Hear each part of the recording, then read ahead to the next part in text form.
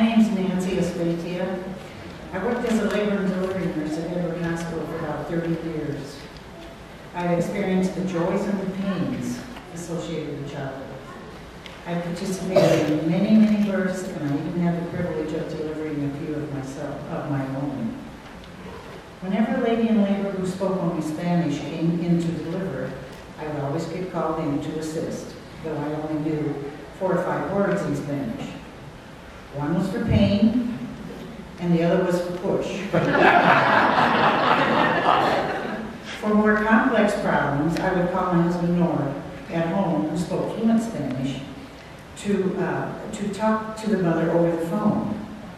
And together, the both of them, he would talk in Spanish to her, she would talk in Spanish to him. Somehow it would turn out to be English to me. And we worked through all the situations that we had.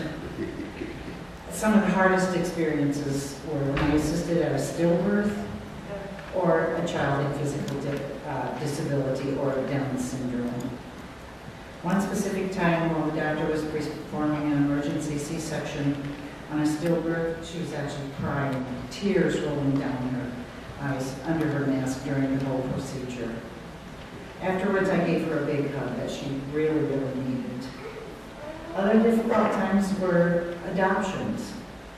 This was a real emotional roller coaster. The birth mother would often be crying and needed comfort, whereas the new adoptive parents were so joyful. To provide comfort and support to both was really difficult. I remember a specific morning, a delivery went very well for a mom and the baby. After the birth, the new mother was very hungry. She really wanted some blueberry pancakes. I told her, I'll see what I can do. It wasn't very long before the kitchen came through and brought a nice stack of blueberry pancakes for her.